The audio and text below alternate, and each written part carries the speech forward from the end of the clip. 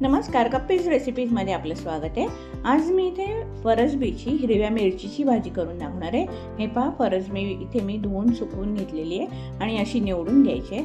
ह्या भाजीमध्ये मी कांद्याचा अजिबात वापर करणार नाही आणि ही भाजी आपण जेव्हा नैवेद्यासाठी कांदा वगैरे जेवण करतो त्यावेळेला ही भाजी आपण आवर्जून करू शकतो। हे पहा, इथे मी सगळी भाजी चिरून घेतलेली आहे। अशा प्रकारे बारीक चिरून घ्यायची आणि आता काय करायचं, आपण ही भाजी फोडणी नाही घालायची। आधी आपण ही भाजी शिजवून घ्यायची।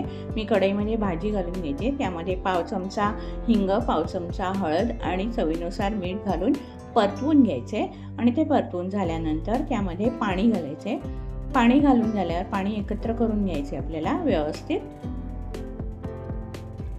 पाणी एकत्र करून झाल्यानंतर आपण त्याच्यावरती झाकण घालून ठेवणार आहोत आणि त्या झाकणावर सुद्धा आपण पाणी घालणार आहोत। थोड्या वेळाने आपण झाकण काढून बघायचे।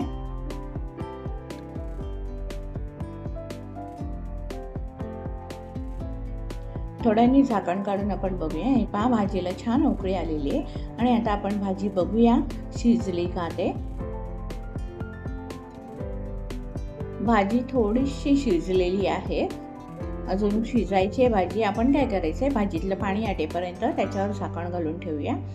थोड्या वेळाने आपण झाकण उघडून बघूया। हे पहा, ताटावरचं सुद्धा पाणी सुकले आणि भाजीतलं सुद्धा पाणी सुकलेलं आहे आणि आता आपण काय करायचं, ही भाजी आपण झाकणावरती काढून घ्यायची आहे।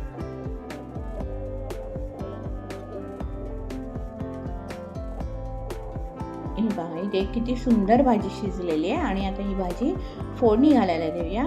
फोडणी घालण्यासाठी 2 ते 2.5 चमचे आपण तेल घालूया। त्यामध्ये अर्धा चमचा जिरं, अर्धा चमचा मोहरी, 7-8 कढीपत्त्याची पानं आणि 2 ते 3 हिरव्या मिरच्या बारीक चिरलेल्या। इथे तुम्ही मिरची तुमच्या आवडीनुसार घालू शकता आणि आता ही फोडणी झाल्यानंतर त्यामध्ये ही भाजी टाकून घ्यायची आहे। फोडणी छान चरचरून बसली पाहिजे भाजीला, तर ह्या भाजीला खूप छान टेस्ट येते।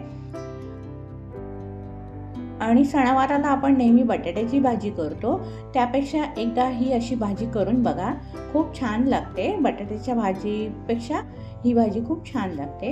आता ही भाजी परतवून झाल्यानंतर त्यामध्ये आपण ओलं खोबरं घालायचे किसलेलं आणि बारीक चिरलेली कोथिंबीर घालून घ्यायची आणि ती मिक्स करून घ्यायची। ही पहा, फरसबीची हिरव्या मिरचीची भाजी तयार झालेली आहे। खूप सुंदर लागते ही भाजी। तुम्ही चपाती भाकरी कशाबरोबरही खाऊ शकता।